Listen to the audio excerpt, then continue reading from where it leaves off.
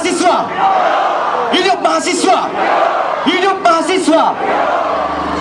Kawan-kawan, ketika mahasiswa dilalaikan dengan tugas-tugasnya, ketika mahasiswa dilalaikan dengan IPK-IPK-nya kawan-kawan, akan tetapi di dalam Tridharma perguruan tinggi, pengabdian merupakan harus kita prioritaskan. Sepakat kawan-kawan?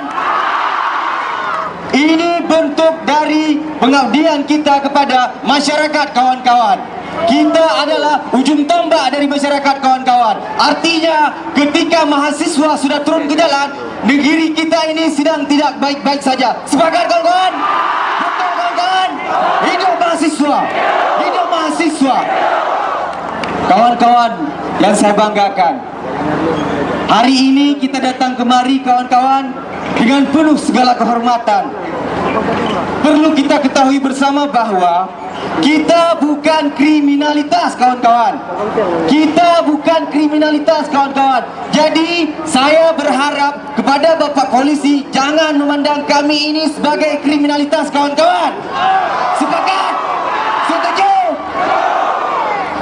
Kawan-kawan, kita berdiri di sini menuntut agar mengenai permasalahan yang sedang terjadi di negeri kita ini kawan-kawan harus ditindak kawan-kawan. Kalau tidak, untuk apa 484 orang di DPRI dan 84 orang di sini kawan-kawan?